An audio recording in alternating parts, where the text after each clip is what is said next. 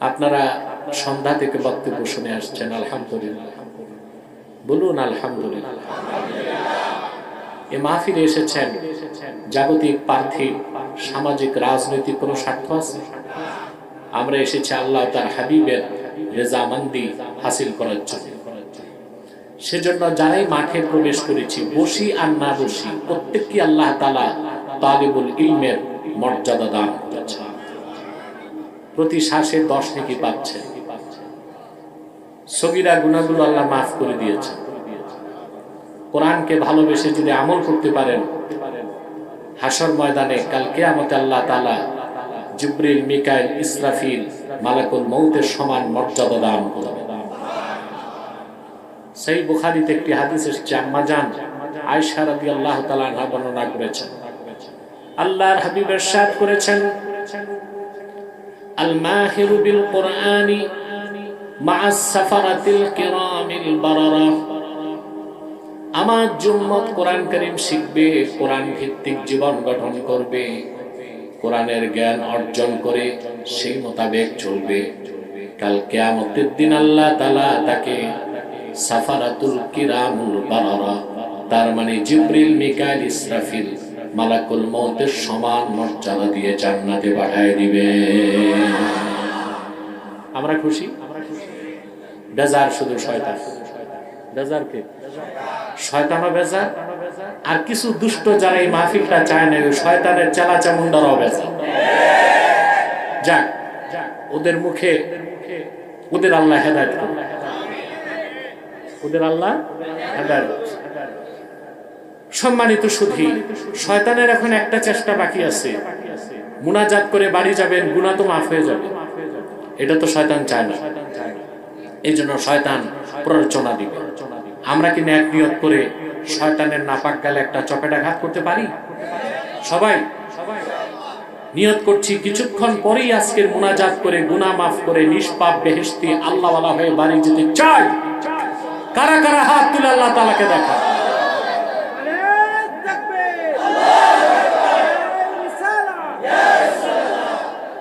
আল্লাহ কবুল করুন। আল্লাহ মঞ্জুর।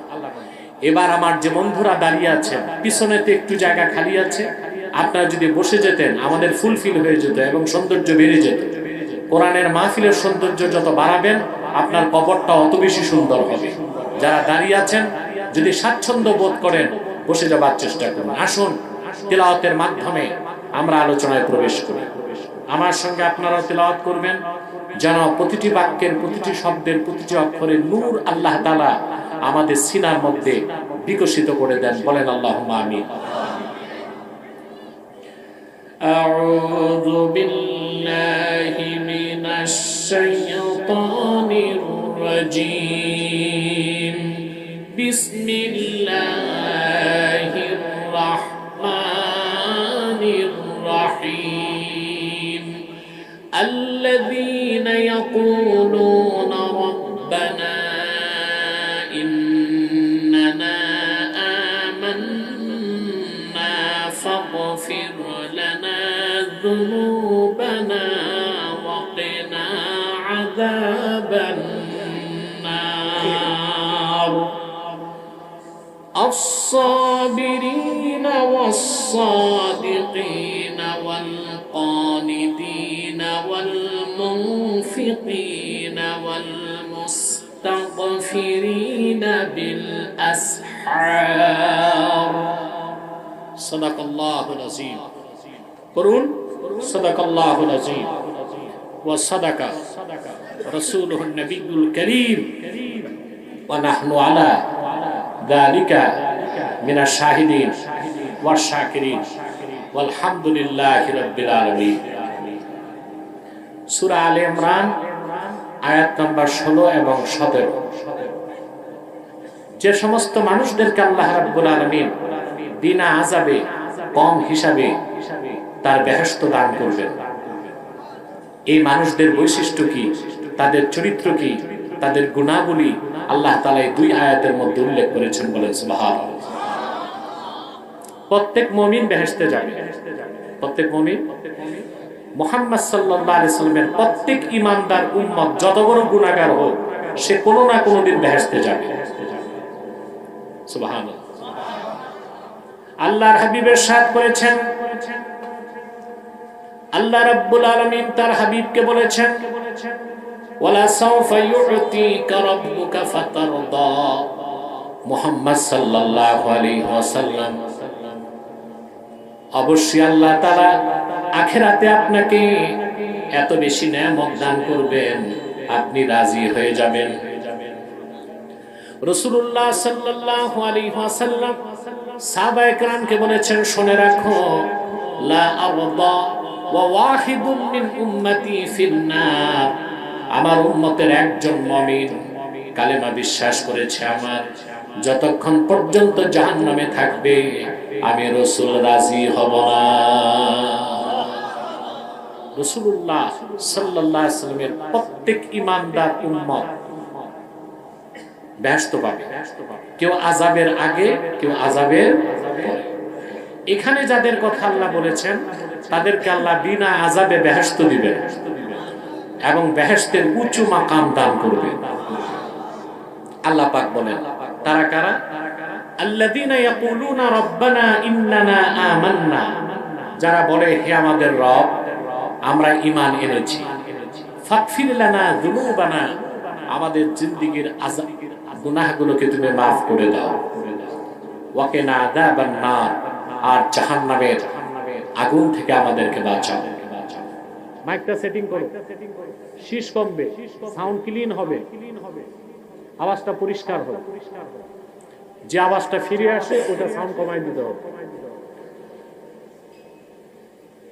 যে যারা এই কথা বলে, হে আমাদের রব, আমরা ঈমান এনেছি, আমাদের গুনাহগুলো মাফ করে দাও আর আমাদেরকে জাহান্নামের আগুন থেকে বাঁচাও। সুবহানাল্লাহ বলবেন। এই মানুষগুলোর গুনাহগুলি কি? আস-সাবিরিনা ওয়াস-সাদিকিনা ওয়াল কানিতিনা ওয়াল মুনফিকিনা ওয়াল মুস্তাগফিরিনা বিল আসহার, যারা ধৈর্যশীল, সুবহানাল্লাহ, সাদিকিন সত্যবাদী, কানিতিন বিনয়ী, ওয়াল মুনফিকিন দিনের পথে খরচ করে, ওয়াল মুস্তাগফিরিনা বিল আসহার শেষ সাথে আল্লাহর কাছে ক্ষমা প্রার্থনা করে। এই গুনাহগুলি যারা অর্জন করবে, আল্লাহ তাদেরকে প্রিয় বান্দা হিসেবে তার বেহেশত দান করবেন বিনা আযাবে, আর বেহেশতের সুউচ্চ মাকাম তাদেরকে দান করবেন। এখন এই লোকগুলোর পরিচয় আবার তিনি আগের দুই আয়াতের মধ্যে দিয়েছেন। কথা বুঝতে পারছেন?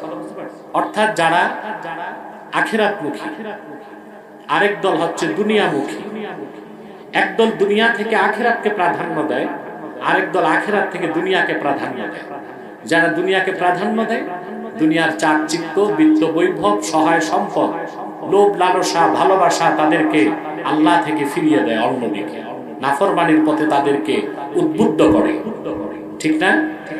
আল্লাহ পাক বলছেন, زين للناس حب الشهوات من النساء والبنين والقناطير المقنطرة من الذهب والفضة والخيل المسومة والأنعام والحرث ذلك متاع الحياة الدنيا والله عنده حسن المآب।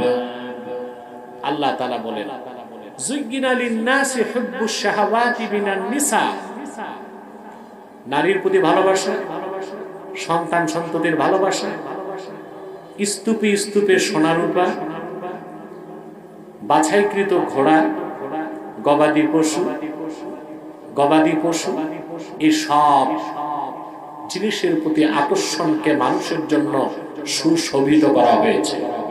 এগুলোর আকর্ষণ মানুষের মধ্যে আছে, ঠিক না? এগুলো হচ্ছে পৃথিবীতে ব্যক্তি জীবন, সমাজ জীবন, রাষ্ট্র জীবন পরিচালনার উপাদান। ভালোবাসা, সম্পর্ক, ব্যবসা, চাকরি, এগুলো নিয়ে মানুষ তার জীবন সাজায়, সংসার সাজায়, ঠিক কিনা বলে? নারীর প্রতি ভালোবাসা আছে না আপনাদের? কথা বলে। স্ত্রীর প্রতি আছে, মায়ের প্রতি আছে, মেয়েদের প্রতি আছে, বোনের প্রতি আছে, ঠিক কিনা? এই যে সম্পদের কথাগুলো আল্লাহ বললেন, নারী, সন্তান সন্ততি, আরবিতে কিন্তার বলা হয়, 1,00,000 স্বর্ণ মুদ্রাকে বলা হয় কিন্তার। ইমাম কুরতুবী দেখেন, জাহিলি যুগে এমন 100 ধনী লোক ছিল আরবে, যাদের প্রত্যেকের সর্বনিম্ন সম্পদ ছিল 1,00,000 স্বর্ণ মুদ্রা করে। তো এই হচ্ছে কারিগরি সোনা রূপা। আজকে সারা দুনিয়ার ব্যবসা চলতেছে গোল্ড দিয়ে, ঠিক না? কথা বলেন। পৃথিবীতে এখন চেষ্টা চলছে ডি-ডলারাইজেশন, আমেরিকার আধিপত্যকে নষ্ট করতে চায়না এবং রাশিয়া চাচ্ছে ডি-ডলারাইজেশন, অর্থাৎ ডলারকে নিষ্ক্রিয় করা, ডলারের উপর নির্ভরশীলতা কমানো। ডলারের উপর থেকে নির্ভরশীলতা কমাতে সবচেয়ে বড় সম্পদ হচ্ছে স্বর্ণ। এখন স্বর্ণের ভরি 2 লাখ টাকা পার হয়ে গেছে। তার কারণ চায়না স্বর্ণ কিনতেছে। এতদিন সে স্বর্ণ কিনেছিল 2,300 টন স্বর্ণ জমা করেছিল, এখন তার টার্গেট হচ্ছে 5,000 টন স্বর্ণ জমা করবে। এই যে স্বর্ণ ব্যাপক কিনছে, স্বর্ণের দাম বেড়ে গেছে।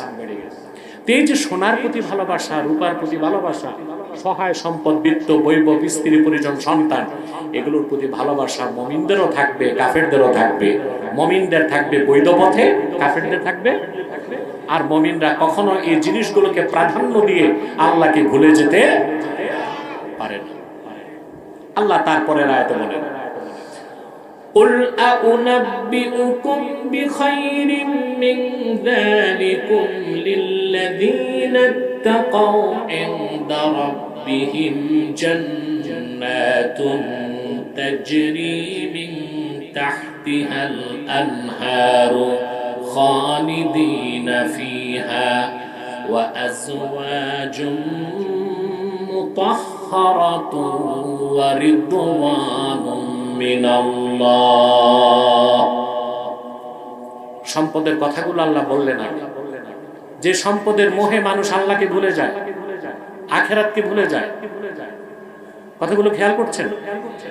এরপর আল্লাহ বলেন, প্রিয় হাবিব, আপনি ঈমানদারদেরকে বলেন, এর চেয়ে উত্তম বিষয় তোমাদেরকে কি আমি জানাবো? সেটা কি? লিল্লাযীনা তাকাও, যারা আল্লাহকে ভয় করে চলার পথে, ব্যক্তি জীবন, সমাজ জীবন, রাষ্ট্র জীবন, সাংস্কৃতিক জীবন, বিত্ত, বৈভব, সহায় সম্পদ, কামাই, রোজগার, সব ক্ষেত্রে আল্লাহকে ভয় করে চলে, সে লোকটা হারাম কামাই করবে? কথা বলেন। নারীর প্রতি তার আকর্ষণ থাকবে বৈধ, অবৈধটা থাকবে না। সে প্রচুর টাকা কামাই করবে কিন্তু হালাল পথে। সে বিত্ত বৈভব জমা করবে, যাকাত দিবে। ক্ষমতার লিপ্সা তাকে বিরোধী বানাবে না, আল্লাহ থেকে সরাবে না, ঠিক না? তারই তো মুত্তাকি। আল্লাহ বলেন, তাদের জন্য উত্তম কি রাখছেন আল্লাহ? ইনদা রাব্বিহিম জান্নাতুন তাজরি মিন তাহতিহাল আনহারু খালিদিনা ফিহা ওয়া আজওয়াজুন মুতাহহারাতুন ওয়া রিদওয়ানুম মিনাল্লাহ। তাদের জন্য তাদের রবের কাছে রয়েছে অসংখ্য জান্নাত। পুরুষের কণ্ঠে বলি সুবহানাল্লাহ। তাজরি মিন তাহতিহাল আনহার, যে জান্নাত সমূহের নিচ দিয়ে স্বচ্ছ পানির নহর প্রবাহিত। ওয়া আজওয়াজুম মুতাহহারা, আর সেই জান্নাতে তাদের জন্য আছে পবিত্র স্ত্রীগণ। সুবহানাল্লাহ। শুধু পবিত্র স্ত্রী, জান্নাতের স্ত্রী, তার সৌন্দর্য কখনো কমবে না। হাদিস সাক্ষ্য দেয়, কোন বেহেশতি যখন জান্নাতে তার স্ত্রীর দিকে তাকাবে, সৌন্দর্য উপভোগ করার পর দৃষ্টি যখন ঘুরায় আবার তাকাবে, সৌন্দর্য বেড়ে যাবে। পৃথিবীতে স্ত্রী যত সুন্দরী হোক, তার প্রতি ফিজিক্যাল আকর্ষণ কমে, কিন্তু জান্নাতে যে স্ত্রীগুলো আল্লাহ দান করবেন, তারা চির সুন্দরী, চিরকুমারী, তাদের কোনো বার্ধক্য আসবে না, কোনো অপবিত্রতা তাদেরকে স্পর্শ করবে না। ওয়ারিদওয়ানুম মিনাল্লাহ, আর এই জান্নাতীদের জন্য বেহেশতে থাকবে আল্লাহর পক্ষ থেকে সন্তুষ্টি। বলেন সুবহানাল্লাহ। বেহেশতে আল্লাহ তার নেককার বান্দাদের যত নেয়ামত দিবেন তার মধ্যে সর্বশ্রেষ্ঠ নেয়ামত হবে আল্লাহর সন্তুষ্টি। সহিহ আল বুখারীতে এসেছে, রাসূল করিম সাল্লাল্লাহু আলাইহি সাল্লাম ইরশাদ করেছেন, বেহেশতীরা যখন, জান্নাতীরা যখন জান্নাতে প্রবেশ করবে, নাজ নেয়ামতে ভরপুর করে দেবার পর আল্লাহ জিজ্ঞেস করবেন, আমার বান্দারা তোমরা কি আমার উপর সন্তুষ্ট আছো নাকি? জান্নাতীরা বলবে, রব্বুল আলামিন, সন্তুষ্ট না হয়ে উপায় তো নাই, যা চেয়েছি তাও পেয়েছি, যা চাই নাই তাও তো দিয়েছো। সৃষ্টি জগতের মধ্যে কোন সৃষ্টিকে তুমি এত বেশি মর্যাদা দেও নাই, আমরা তোমার উপর সন্তুষ্ট। আল্লাহ রাব্বুল আলামিন তখন বলবেন, বান্দারা, সবচেয়ে বড় নেয়ামত এখনো দেই নাই, শোনো, আজকে ঘোষণা করে দিলাম, আজ থেকে আমি তোমাদের উপর রাজি হয়ে গেলাম, আর কোনদিন নারাজ হব না। এটা কি বলা হয়েছে? রিদওয়ানুম মিনাল্লাহ, আল্লাহর পক্ষ থেকে সন্তুষ্টি। সুবহানাল্লাহ। এই মর্যাদা, এই সম্মান পাবে কারা? আল্লাহ তারপর বলেন, আল্লাযীনা ইয়াকুলুনা রাব্বানা ইন্নানা আমান্না ফাগফির লানা যুনুবানা ওয়া কিনা আযাবান নার। যারা ঈমান আনার পর বলে, হে আমাদের প্রভু, আমরা ঈমান এনেছি, তুমি আমাদেরকে মাফ করে দাও। এখানে একটা সূক্ষ্ম বার্তা দিচ্ছেন আল্লাহ, এটা আমরা বুঝি না। আমরা মনে করি গুনাহ করলেই ক্ষমা চাইতে হবে, গুনাহগারী তওবা করবে না। যার ঈমান যত পরিপূর্ণ এবং ইয়াকিন যত বেশি, সে তত বেশি আল্লাহর কাছে ক্ষমা চায়। সুবহানাল্লাহ বলবেন। যখন কোন অপরাধী গুনাহ করার পর, অপরাধ করার পরে মহান আল্লাহর কাছে ক্ষমা চায়, তারই আত্মসমর্পণের কারণে আল্লাহ শুধু তার গুনাহ মাফ করে দেন না, তার মাকামকে বাড়ায় দেন, তার মর্যাদা বাড়ায় দেন, গুনাহকে মাফ করে দেন, গুনার জায়গায় তিনি সওয়াব দ্বারা পরিপূর্ণ করে দেন। আল্লাহ রাব্বুল আলামিন বলেন, ইল্লা মান তাবা ওয়া আমানা ওয়া আমিলা আমালান সালিহান ফাউলাইকা ইউবাদদিলুল্লাহু সাইয়্যাতিহিম হাসানাত ওয়া কানাল্লাহু গফুরার রাহিমা।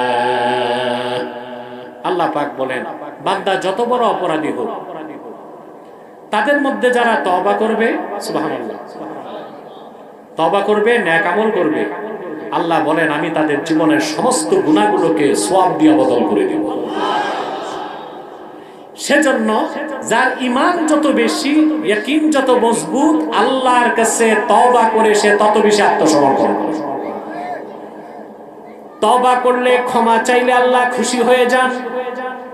আমি কোরআন শরীফ থেকে একটা দৃষ্টান্ত দিচ্ছি। হযরতে আদম আলাইহিস সালাম, তিনি আমার আল্লাহর একটা হুকুম মানতে পারেন নাই, ঠিক কি না? কোরআন কারীমে আল্লাহ তাআলা বলেন, হযরত আদমকে আল্লাহ রাব্বুল আলামিন নির্দেশ করেছেন, ওয়া কুলনা ইয়া আদম উসকুন আনতা ওয়া যাওজুকাল জান্নাতা ওয়া কুলা মিনহা রাগাদান হাইসু শি'তুমা ওয়া লা তাকরাবা হাযিহিশ শাজারাতা ফাতাকুনা মিনাজ জালিমিন। আল্লাহ বলেন, আমি বেহেশতে আদমকে তৈরি করলাম, তার স্ত্রী তাকে দিলাম। স্ত্রীও আল্লাহ আদম থেকেই তৈরি করছি। এরপর আল্লাহ বলেন, আমি আদমকে বললাম, তুমিও তোমার স্ত্রী পরমানন্দে বেহেশতে বসবাস করো, যা খুশি তা প্রাচুর্যের সাথে আহার করো, ওয়ালা তাকরাবা হাযিহিশ শাজারা, তবে এই একটি বৃক্ষের কাছেও যেও না। এই একটি তো হুকুম। কথা বলেন। শয়তানের প্ররোচনায় হযরতে আদম আল্লাহর হুকুমটা মানতে পারেন নাই, সেই জন্য আমরা হযরত আদমকে দায়ী করতে পারি না। তিনি একজন নবী, তিনি মানব জাতির পিতা, তিনি আল্লাহর খলিফা। কোন মুসলমান আল্লাহর পয়গম্বরদের সমালোচনা করতে পারে না। এটা পারে মুনাফিকরা। কারা পারে? পয়গম্বরদের সমালোচনা কারা করে? মুনাফিকরা করে, বেঈমানরা করে। আমরা আহলুস সুন্নাহ ওয়াল জামাতের আকীদা আল আমবিয়াউ মুনাজ্জাহুনা মিনাল কাবাইরি ওয়াস সাগায়ের, আল্লাহর পক্ষ থেকে যত পয়গম্বর এসেছেন তারা কবিরা সগীরা গুনাহ থেকে নিষ্পাপ ছিলেন। নবীদের দোষ তালাশ, আল্লাহর পয়গম্বরদের সমালোচনাকারী মুসলমান হইতে পারে না। ওইটা 100% মুনাফিক। ঠিক কি না? সম্মানিত সুধী, আদম আলাইহিস সালাম শুধু নবী, আমাদের বাবা। আমরা তারে বলতে পারি যে আদম গন্ধম খাইলো আর আমাদের বিপদ আনলো। ঈমান থাকবে? ঈমান থাকবে? আচ্ছা বলেন তো ভাই, বাবা যদি দোষ করে সন্তান কি বাবার দোষ গাইতে পারে? যে সন্তান তার বাবার দোষ ত্রুটি বলে বেড়ায় ওইটা ভালো সন্তান না, কুলাঙ্গার সন্তান। আর এরা কত খবিস, খবিস না আখবাস, আখবাস, নিকৃষ্ট খবিস, যে দোষ দেয় হযরত আদমকে যে তিনি গন্ধম খেলেন কেন। আল্লাহ তো আদমকে দোষ দেন নাই, আল্লাহ কি বলেছেন? শয়তানকে দোষ দিয়েছেন। فأزلهما الشيطان عنها فأخرجهما مما كانا فيه। আল্লাহ বলেছেন আদম হাওয়া দুজনকে শয়তান পথচ্যুত করেছে এবং বেহেশত থেকে বের করেছে। তা আল্লাহ দোষ কি আদমকে দিবেন, হাওয়াকে দিবেন না শয়তানকে? তা আমরা কেমন শয়তান, শয়তানকে দোষ দেই না, বাবা আর মাকে দোষ দেই। এই শয়তানদের চিনেন তো? এই শয়তানরা খুব বড় শয়তান। এগুলো স্বার্থের বেলায় শিরক কুফর আর বাস বিচার করে না। এরা ঈদগাহেও দৌড়ায়, পূজা মণ্ডপেও দৌড়ায়, ধোঁকা দেয়, মানুষের সাথে মুনাফিকি করে, গাদ্দারি করে, ইসলামের সাথে দ্বন্দ্ব করে কেউ ক্ষমতায় বাংলাদেশে যেতে পারবে না।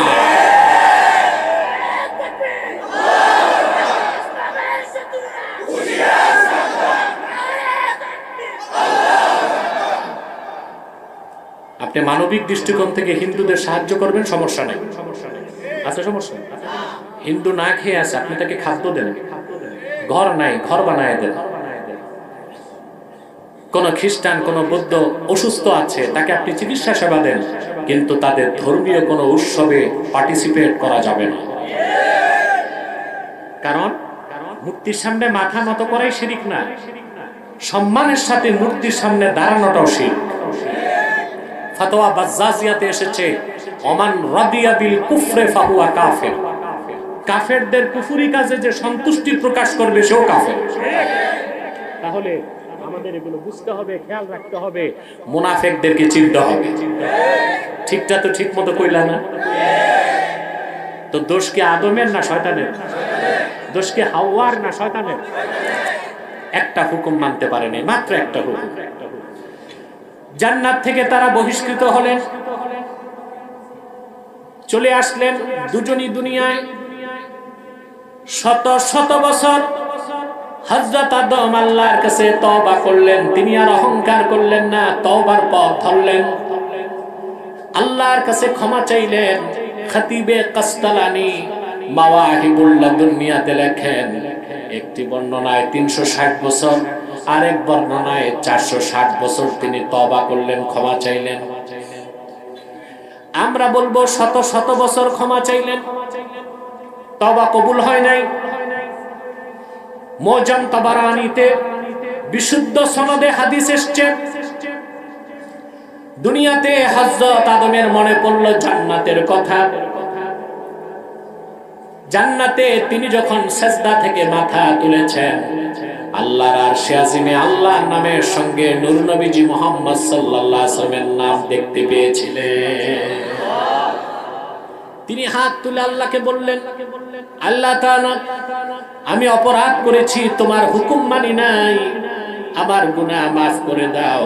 মুহাম্মদ সাল্লাল্লাহু আলাইহি সাল্লামের ওসিলায় আল্লাহ জিজ্ঞেস করলেন, ইয়া আদম কাইফা আরাফতা মুহাম্মাদান সাল্লাল্লাহু আলাইহি ওয়াসাল্লাম ওয়া লাম আখলুকহু। ওরে আদম, এখনো তো আমি মুহাম্মদ সাল্লাল্লাহু আলাইহি সাল্লামকে দুনিয়ায় পাঠাই নাই, তুমি আমার হাবিব মুহাম্মদ সাল্লাল্লাহু আলাইহি সাল্লামকে কেমনে চিনলা? হযরত আদম বললেন, আল্লাহ তাআলা, যখন আমি বেহেশতে সাজদা থেকে মাথা তুললাম, আমি তোমার আরশে আজিমে দেখেছি আল্লাহ তোমার নামের সঙ্গে তোমার হাবিব মুহাম্মদ সাল্লাল্লাহু আলাইহি ওয়াসাল্লামের নাম লেখা আছে।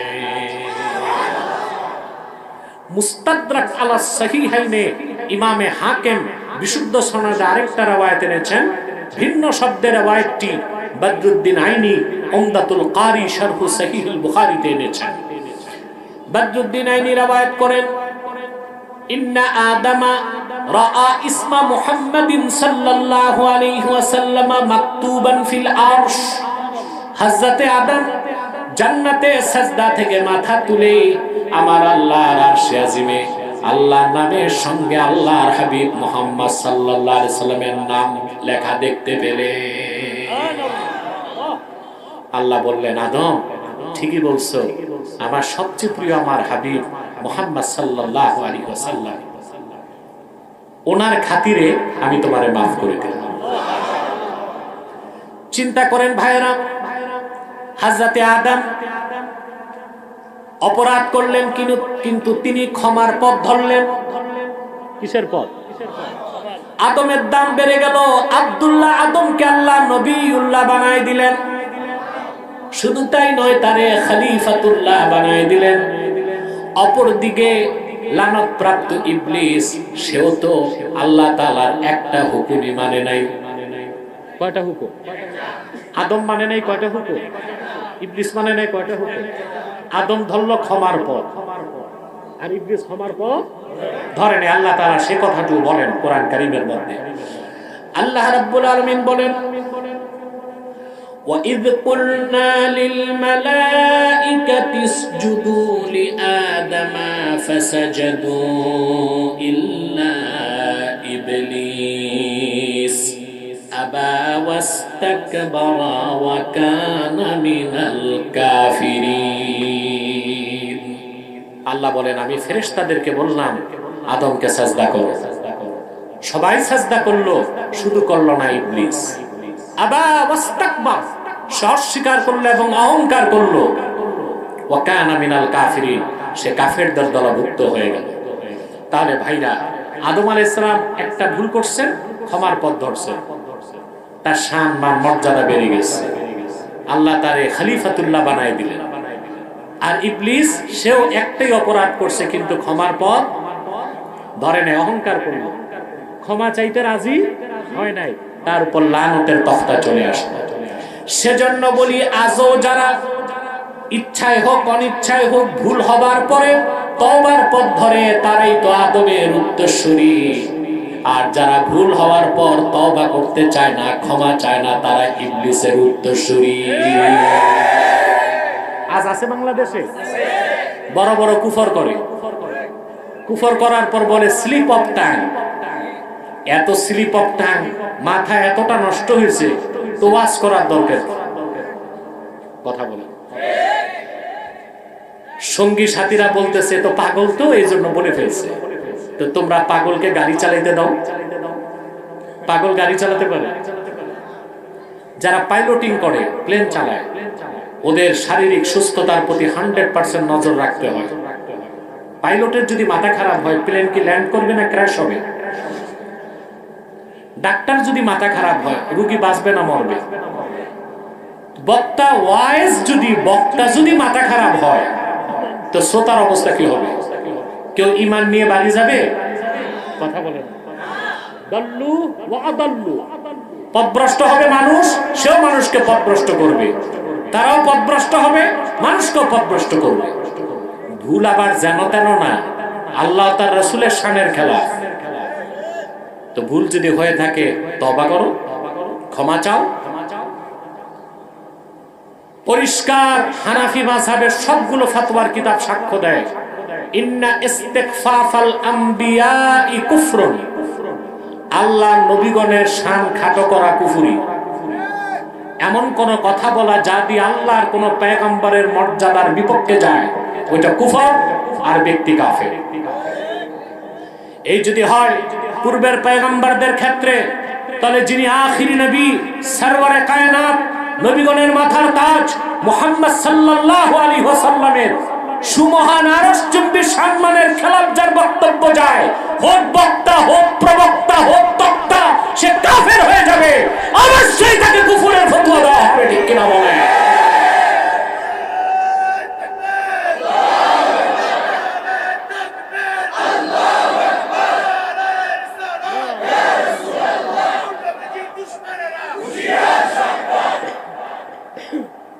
তবা তো করেই না। তবা না করা কার উত্তরসূরি? তবা করা কার উত্তরসূরি? তবা করা কার উত্তরসূরি? তবা না করা কার উত্তরসূরি? শয়তানের। এগুলো কার উত্তরসূরি? এরপর এদের কাছে দিন বড় না, দলটা বড় হয়ে গেছে। দলীয় রক্ত, স্বজন প্রীতি শুরু হয়ে গেছে। মাহদী বলেছে, এরা আমার বিরোধিতায় লিপ্ত হয়েছে, এতে আমার কি আসে যায়? মনে রেখো, মুহাম্মদ সাল্লাল্লাহু আলাইহি ওয়াসাল্লামের এই নগণ্য গোলাম আল্লাহর রহমতের চাদরে লেমিনেটেড। ভাঙতে পারবা না, মারতে পারবা। ভাঙতে পারবা না, মারতে পারবা। মুমিনের কাছে সবচেয়ে সৌভাগ্য হচ্ছে শাহাদাতের মত। কিন্তু ম্যানেজ করবা, পারচেজ করবা, ওই নমিনেশনের লোক দেখাইবা, এইসব তুচ্ছ জিনিস আমার কাছে। আল্লাহর দ্বীনের পথে যেভাবে কথা বলে যাচ্ছি, বিগত 16 বছর ফেসিবাদের বিরুদ্ধে যেরকম মজবুত অবস্থান ছিল, ভারতীয় আধিপত্যবাদের বিরুদ্ধে আমাদের যে অবস্থান ছিল, এখনো কাফের মুশরিক রামবান নাস্তিকদের বিরুদ্ধে আমাদের অবস্থান আরো মজবুত। পাশাপাশি ভারতীয় আগ্রাসন, মার্কিন আগ্রাসনের বিরুদ্ধেও আমাদের প্রতিবাদ এবং ভূমিকা অব্যাহত আছে আলহামদুলিল্লাহ। তাহলে ভাইরা, যে কথাটা বুঝাতে চাইলাম, যার ঈমান যত বেশি, ইয়াকিন যত মজবুত, সে তত বেশি তওবা করে, সে তত বেশি ক্ষমা চায়। আল্লাহর হাবিব বলেছেন, ইন্নী লা আস্তাগফিরুল্লাহ ফি কুল্লি ইয়াউমিন 70 মাররাহ ওয়া ফি রিওয়ায়াতিন 100 মাররাহ। নূর নবীজি মুহাম্মদ সাল্লাল্লাহু আলাইহি সাল্লাম বলেছেন, নিশ্চয় আমি প্রতিদিন আল্লাহর কাছে 70 বার ক্ষমা চাই, অন্য বর্ণনায় 100 বার ক্ষমা চাই। তার কারণ হচ্ছে, যত বেশি আল্লাহর কাছে ক্ষমা চাওয়া হয়, আল্লাহ তত বেশি খুশি হয়ে যায়। আমরা ক্ষমা চাইব। আল্লাহর হাবিব মুহাম্মদ সাল্লাল্লাহু আলাইহি ওয়াসাল্লামের গুনাহগার উম্মত হিসেবে আমাদের সবচেয়ে বড় আমল হচ্ছে মুমিনদের খুব বেশি বেশি আল্লাহর কাছে ক্ষমা চাওয়া, বেশি বেশি আল্লাহর কাছে ক্ষমা চাওয়া। আপনি কত গুনাহ করছেন, নামাজ পড়েন নাই, রোজা রাখেন নাই, হজ করেন নাই, যাকাত দেন নাই, আপনি গুনার কাজ করছেন, হারাম কাজ করছেন, জিনা ব্যভিচার করছেন, কোনো চিন্তা নাই, তওবার দরজা খোলা আছে। তওবার দরজা আল্লাহ নিজে ডাক দিয়ে বলেন, ইয়া ইবনা আদম লাউ বালাগাত যুনুবুকা আনানাস সামা সুম্মা ইস্তাগফারতানি লাগাফারতু লাক। ওরে আদম সন্তান, তোমার গুনাহ যদি জমে জমে আকাশের মেঘমালা পর্যন্ত পৌঁছে যায়, তথাপি তুমি যদি আমার কাছে ক্ষমা চেয়ে আত্মসমর্পণ করো, আমি আল্লাহ জীবনের সব গুনাহ মাফ করে দিব। আমরা যদি সরাসরি বেহেশত চাই, বেহেশতে উচ্চ মাকাম চাই, প্রথম কাজ হচ্ছে আল্লাহর কাছে ক্ষমা চাইতে হবে। ঠিক না? এই মানুষগুলোর কতগুলো গুণাবলী থাকতে হবে? 5টা গুণ। কয়টা বলবো? الصابرين والصادقين والقانتين والمنفقين والمستغفرين بالأسحار যারা ধৈর্যশীল। সুবহানাল্লাহ। আপনাকে মুমিন হতে হলে ধৈর্য লাগবে। ধৈর্য কোনটা? আপনার প্রতিশোধ দেবার পূর্ণ ক্ষমতা আছে, তারপর যদি আপনি ছাড় দেন, ওটা সবর। ওটা কি? সবর। মুমিনের আমাদেরকে ধৈর্যশীলদের অন্তর্ভুক্ত হতে হবে। সবর বা ধৈর্যটা খুব কঠিন জিনিস, এটা অনেকেই ধৈর্য ধারণ করতে পারে না। তবে আমরা সবরের মূল ব্যাখ্যাটা জানি না। আমরা মনে করি কেউ এক গালে একটা থাপ্পড় দিছে, আপনি বলবেন ভাই ব্যথা পাইছেন, আরেকটা গাল দিলাম, দেন আরেকটা জোরে ঠাসায়, এটার নাম সবর? কথা বলেন না, এটা কাপুরুষতা। সবর কি? ইমাম বাগাবী বলেছেন আস-সাবরু আলা সালাসাতি আনওয়া, সবরের তিনটা স্তর আছে, তিনটা প্রকার। কয়টা প্রকার? প্রথম হচ্ছে আস-সাবরু আলা তাআত, নেক কাজে ধৈর্য ধারণ। যার সবর নাই সে বেশি সময় নামাজ পড়তে পারে। কথা বলে, প্রত্যেক নেক আমলে সবর লাগবে। দেখবেন যাদের ধৈর্য নাই, জুমার নামাজের দিন এই লোকগুলো মসজিদে যে কাশাকাশি বেশি করে, ঘড়ি দেখে, সময় দেখে, যদি 5 মিনিট দেরি হয় তো ইমাম সাহেবকে ইশারা দেয়। মনে হয় ব্যস্ততা এইরকম যে কিছুক্ষণ পরে তার প্লেনে উঠতে হবে। দেখা গেল কিচ্ছু না, বিয়ে বাড়িতে দাওয়াত খেতে গেছে, কিন্তু মসজিদে 5 মিনিট বেশি বসার ধৈর্য নাই। প্রত্যেক নেক আমলে সবর লাগে। রোজা রাখার জন্য সবর লাগে, সবচেয়ে বেশি সবর লাগে হজ করার জন্য। হজের মতো কঠিন কোন ইবাদত নাই, সবচেয়ে বেশি ধৈর্য লাগে হজে। অথচ আমাদের দেশের হাজিগুলো সবচেয়ে অধৈর্যের পরিচয় দেয় হজ করতে গেলে। সামান্য বিষয়ে দেখা যায় মুআল্লিমের সাথে মারামারি চলছে। আমি নিজে দেখছি আরাফার ময়দানে হাজি আর মুআল্লিম লাগছে, অথচ আরাফার ময়দানে মারামারি ঝগড়া ফাসাদ করলে হজ নষ্ট হয়ে যায়। লাগছে কি নিয়ে? মুআল্লিম খাবার দেয়। চিন্তা করেন, এত অধৈর্য লোকের হজ করতে যাওয়া উচিত হয়েছে? প্রত্যেকটা নেক আমলে কি লাগবে? ধৈর্য। কয় প্রকার? প্রথম হচ্ছে সাবরু আলা তাআত, নেক কাজে ধৈর্য। 2 নাম্বার হচ্ছে আস-সাবরু আনিল মাআসিম, সকল গুনার কাজ থেকে বাঁচার জন্য ধৈর্য লাগবে। প্রত্যেকটা গুনার কাজ চিত্তাকর্ষক, ধৈর্য না থাকলে গুনার কাজ ছাড়া যায়। কথা বলে। 3 নাম্বার হচ্ছে আস-সাবরু আলাল মাসায়েব, বিপদে আপদে ধৈর্য ধারণ। সেজন্য আল্লাহ তাআলা বলেছেন যারা ঈমান আনে, আল্লাহর কাছে ক্ষমা চায় এবং সাবিরিন ধৈর্যশীল। তারপর বলেছেন ওয়াস-সাদিকিন, সত্যবাদী। কি? যারা ধৈর্যশীল এবং সত্যবাদী। এখন সত্যবাদীর অর্থ কি তাও তো আমরা বুঝি না। যার ঈমান নাই সে কোনোদিন সত্যবাদী হতে পারে? এটা একটা সূক্ষ্ম বিষয়, মনোযোগ দিয়ে শোনেন। যার ঈমান নাই ও যদি সারাদিন সত্য কথা বলে, সত্যবাদী বিশেষণে তাকে বিশেষিত করা যাবে? যেমন আমরা কথায় কথায় বলে ফেলি ভদ্রলোক হিন্দু হলে কি হবে? সত্যবাদী। বলি না?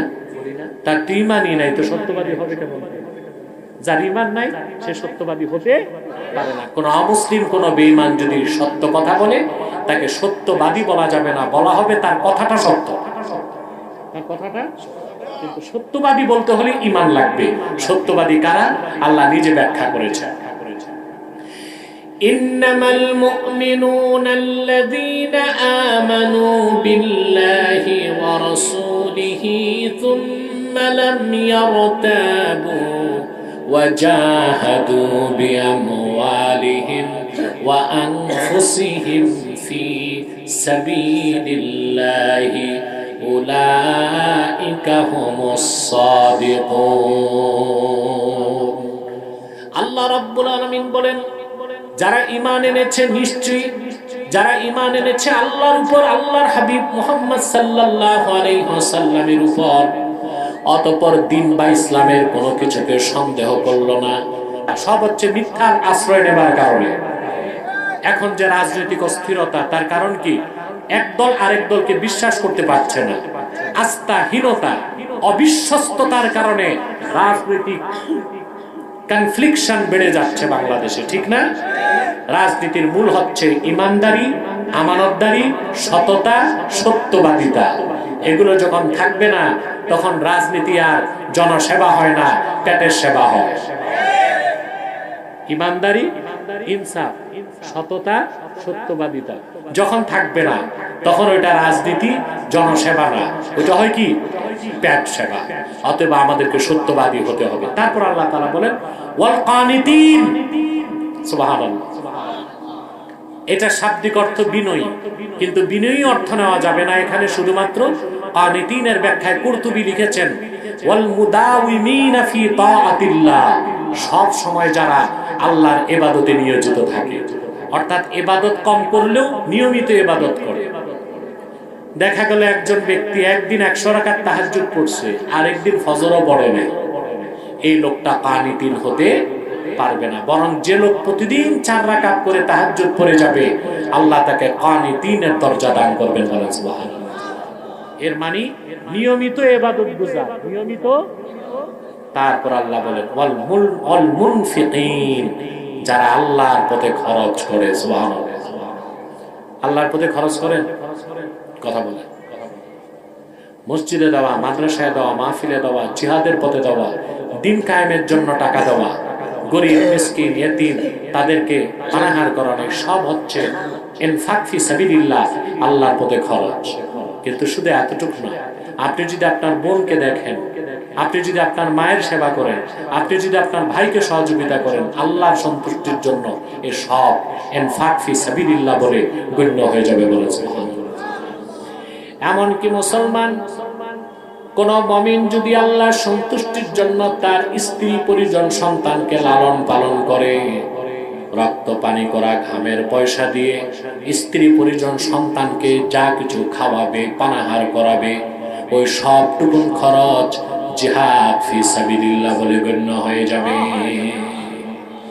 বুখারী শরীফের হাদিস, আল্লাহর হাবিব সাল্লাল্লাহু আলাইহি ওয়াসাল্লাম এক সাহাবীকে বললেন, সাহাবী, তুমি তোমার স্ত্রীর মুখে খাদ্যের যে লোকমাটা তুলে দাও, তাবতাগি বিহা ওয়াজহাল্লাহ, স্ত্রীর মুখে লোকমা তুলে দেবার ক্ষেত্রে যদি তুমি আল্লাহর সন্তুষ্টি কামনা করো, তোমার স্ত্রীর মুখে লোকমা তুলে দেবার বিনিময়ে আল্লাহ তাআলা তোমাকে সদকার সওয়াব দিয়ে দিবে।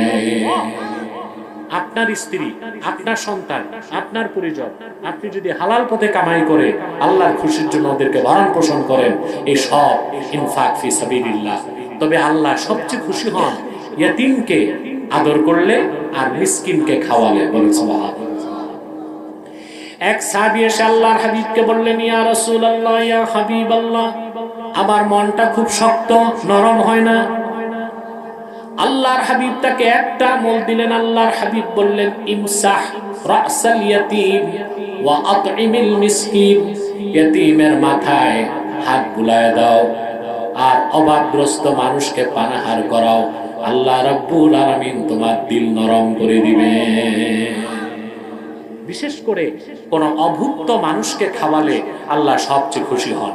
শুধু মসজিদ মাদ্রাসায় দিলেই আল্লাহর পথে খরচ না, অভাবগ্রস্ত মানুষ, যার বস্ত্র নাই তাকে বস্ত্র দেওয়া, যার ঘর নাই তাকে ঘর দেওয়া, যার ব্যবসার পুঁজি নাই তাকে পুঁজি দেওয়া, যে বাচ্চাটা পড়তে পারে না তাকে বই কিনে দেওয়া, যে চিকিৎসা সেবা পাচ্ছে না, অসুস্থ, তাকে চিকিৎসা সেবা দেওয়া।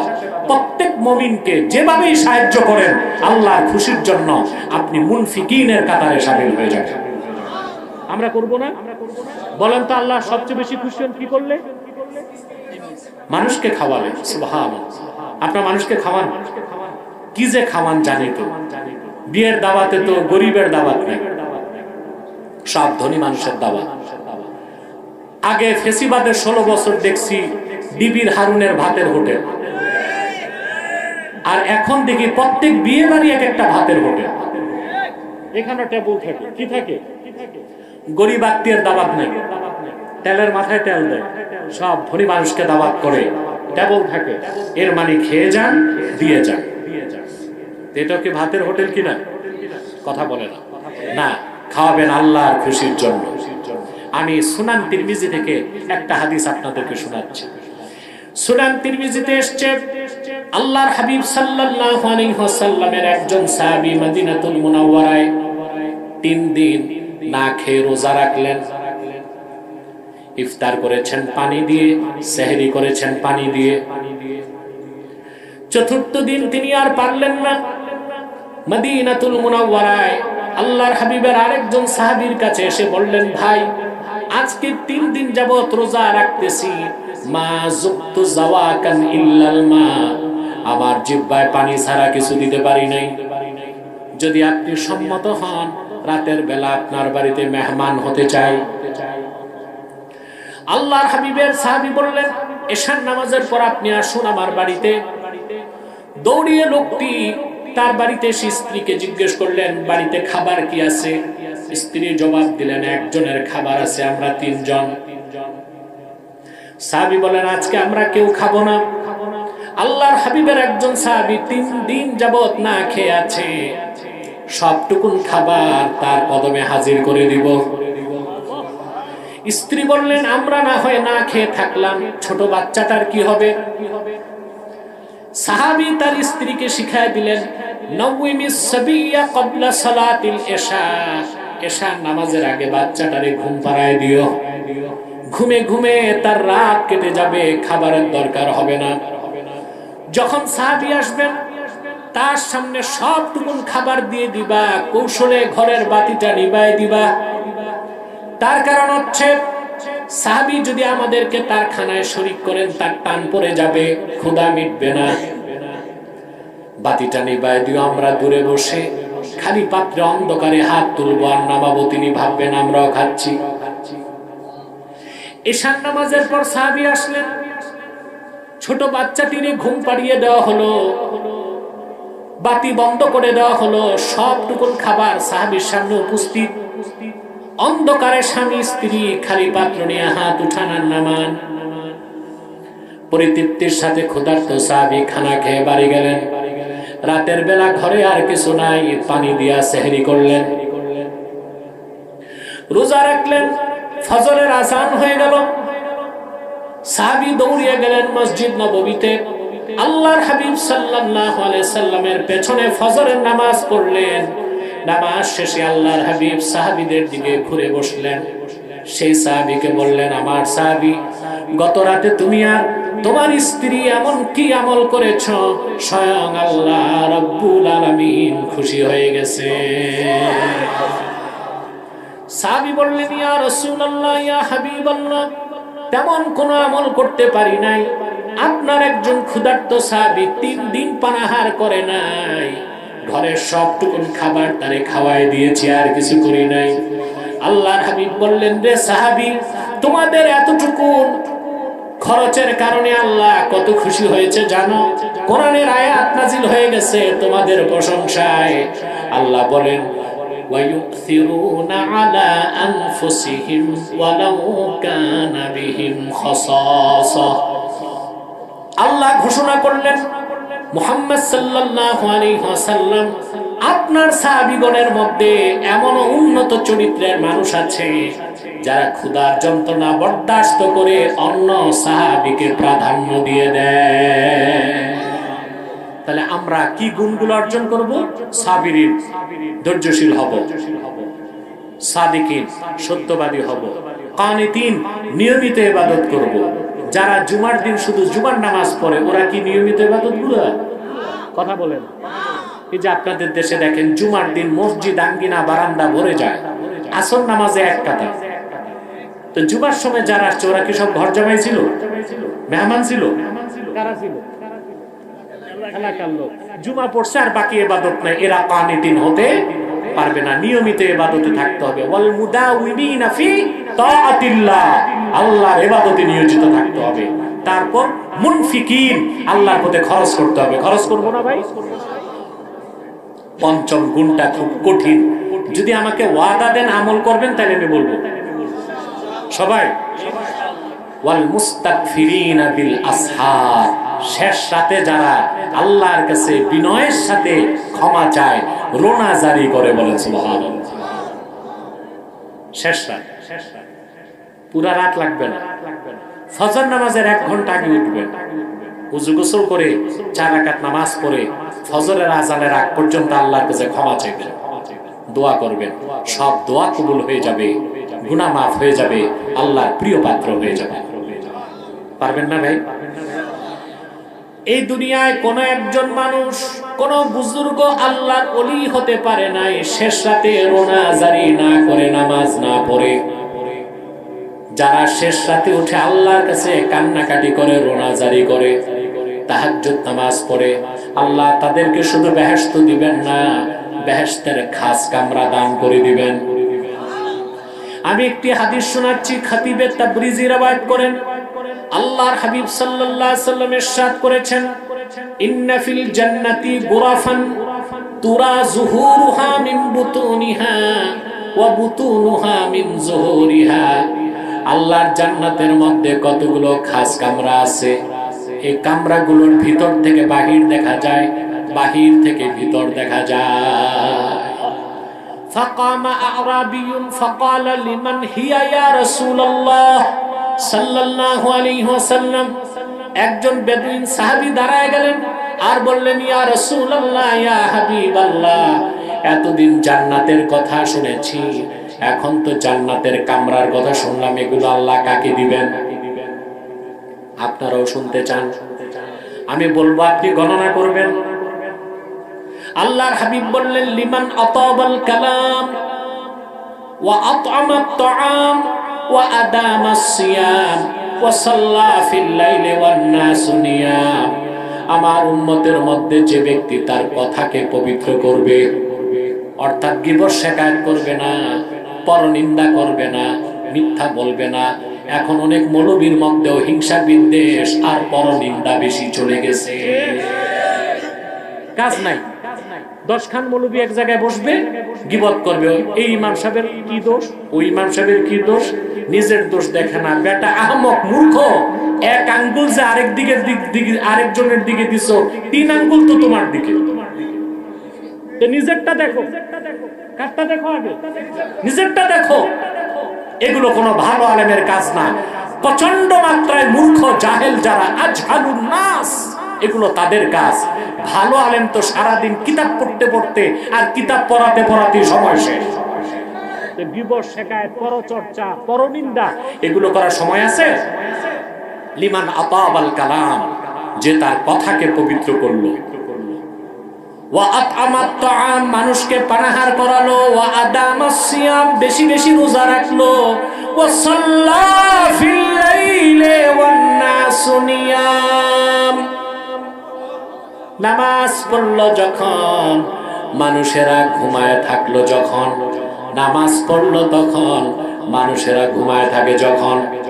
তার মানে মুস্তাগফিরিনা বিল আসহার, শেষ রাতে যারা আল্লাহর খুশির জন্য 2-4 রাকাত তাহাজ্জুদ নামাজ পড়বে, ফজরের আগ পর্যন্ত আল্লাহর কাছে রোনা জারি করবে, তাদের জীবনের সব গুনাহ আল্লাহ মাফ করে দিবেন, আল্লাহ তার ওলির কাতারে জায়গা করে দিবেন। সাদাকাল্লাহুল আযীম ওয়া সাদাকা রাসূলুহুন নবিয়ুল কারীম ওয়া নাহনু আলা যালিকা মিনাশ শাহিদিন ওয়াশ শাকিরিন আলহামদুলিল্লাহি রাব্বিল আলামিন। আমি উঠতে বলি নাই, এখন তো মুনাজাত, এখন উঠার মানে পোড়া কপাল, ঠিক না ভাই? আমরা এখনই মুনাজাত করছি। অনেকেই আমাদের সহযোগিতা করেছে, এখানে অংশগ্রহণ করেছে। এখানে বিভিন্ন নেতৃবৃন্দ উপস্থিত আছে যারা আমাকে খুব ভালোবাসে, আমার কথা শুনে। তাদের জন্য দোয়া করবেন। লিয়াকত আলী লেকু আছেন, তারপরে আমার খুবই স্নেহধন্য শেখ মোহাম্মদ অপু, কোথায়, শরীফুর রহমান শরীফ, তারপরে আরো যারা আছে এখানে, আমার স্নেহের জসিম আছে না, দূরে গেছে, আশেপাশে আছে, আয়নাল সাগর প্রধান, তাদের জন্য দোয়া করবেন। বিশেষ করে ইব্রাহিম গার্মেন্টস এর সম্মানিত চেয়ারম্যান জনাব ইউসুফ সাহেব, তিনি আর্থিকভাবে যথেষ্ট সহযোগিতা করেছেন মাহফিলের জন্য। আলেম ওলামাদেরকে প্রচন্ড ভালোবাসেন এবং দ্বীনি কাজে খুব বেশি দান করেন। আমাদের ইউসুফ সাহেব, তার জন্য দোয়া করবেন, আল্লাহ যেন তার হালাল ব্যবসায় লক্ষ গুণ বারাকা দান করেন। আচ্ছা আচ্ছা, আপনারা জানেন এই মাহফিলটি করতে কর্তৃপক্ষের যথেষ্ট টাকা পয়সা তো খরচ হয়েছে, ঠিক না ভাই? এখানে কোনো গতানুগতিক কালেকশন না, শুধু রুমাল যাচ্ছে, যে যা পারেন দিবেন। পারবেন? ভাড়ার টাকাটা রেখে বাকিটা মাহফিলে দিতে হবে। পকেটে হাত দেন, নিজের পকেটে, আরেকজনের পকেটে হাত দেন, হাত দেন, মোবাইল দিয়ে যান।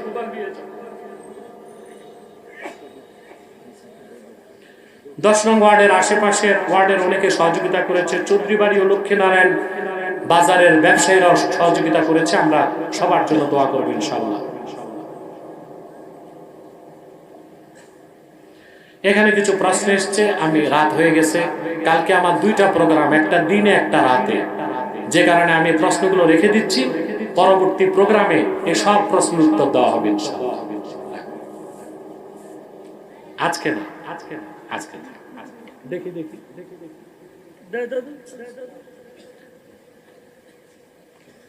খুব শখ করে মিডিয়ার পক্ষ থেকে প্রশ্ন দিয়েছে, আমি এক কথায় উত্তরগুলো দিচ্ছি, কোনো বিস্তারিত না। বর্তমান সময়ে মুসলমানদের মধ্যে দ্বিধা, দলাদলি, ঘৃণা কেন বাড়ছে? কোরআন সুন্নাহ অনুযায়ী মুসলমানদের ঐক্য প্রতিষ্ঠার সঠিক পথ কি? সুন্দর প্রশ্ন। ঐক্যের মূল ভিত্তি হবে ঈমান। আল্লাহ বলেছেন, ওয়াতাসিমু বিহাবলিল্লাহি জামিআন ওয়া লা তাফাররাকু। তোমরা আল্লাহর রশিকে আঁকড়ে ধরো। আল্লাহর রশি কোনটা? ঈমান ও দ্বীনের স্বার্থে আমরা যখন এক হব, ঐক্য সম্ভব। এখন আমাদের দেশে যে ঐক্য হচ্ছে, এটা রাজনৈতিক ঐক্য আর অনৈক্য। কেউ পিআর চায়, কেউ পিআর চায় না, কেউ গণভোট চায়, কেউ গণভোট চায় না। তো ঐক্য হবে কেমনে? এটা তো পাওয়ার পলিটিক্স। কিন্তু আমরা সবাই যদি দ্বীনের স্বার্থে এক হতে চাই, 1 ঘন্টায় সমস্ত দলমত নির্বিশেষে মুসলমান এক প্ল্যাটফর্মে আসতে পারে।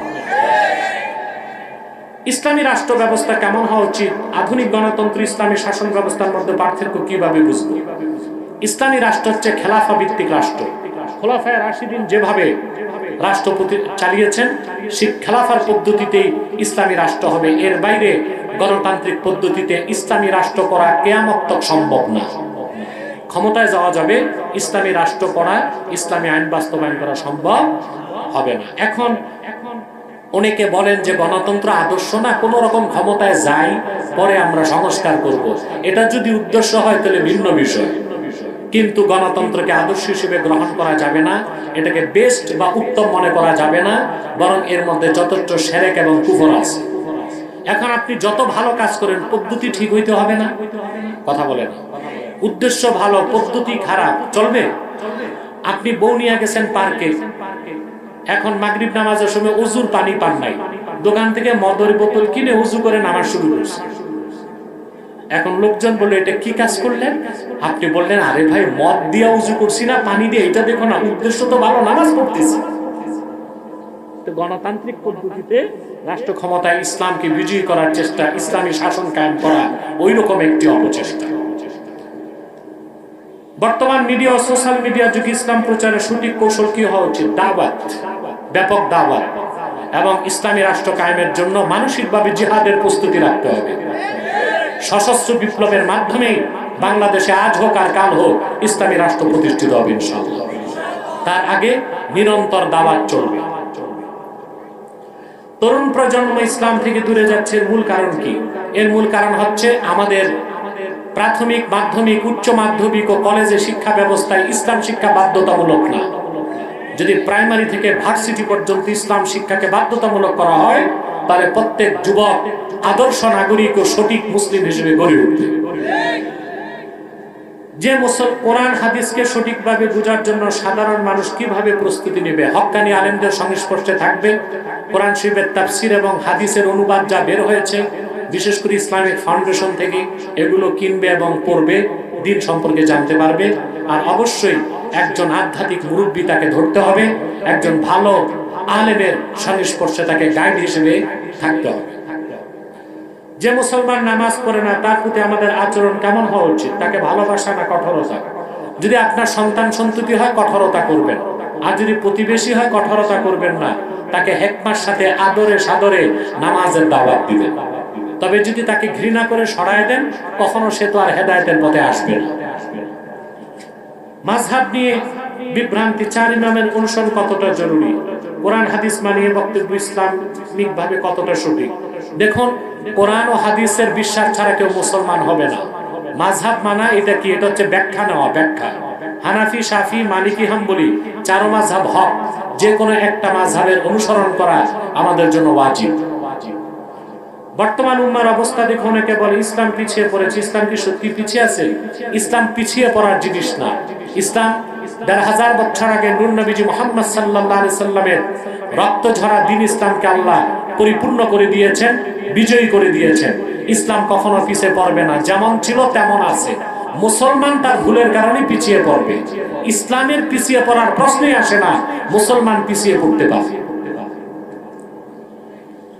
আখিরি জামানার ফিতনা, বিশেষ করে দাজ্জাল, ইয়াজুজ মাজুজের বিষয়ে মুসলমানদের প্রস্তুতি কি হওয়া উচিত?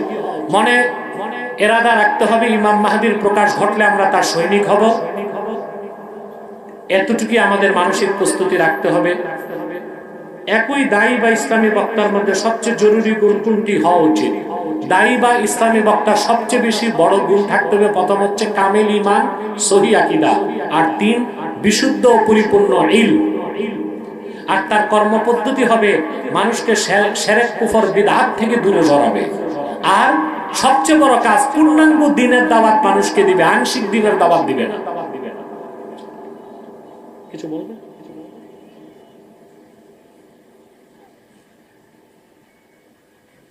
সম্মানিত উপস্থিতি, আমাদের 10 নং ওয়ার্ড ইমাম ওলামা কল্যাণ পরিষদের সম্মানিত সভাপতি হযরতুল আল্লাহ মুস্তাফা কামাল জিলানী সাহেব আমাদের সামনে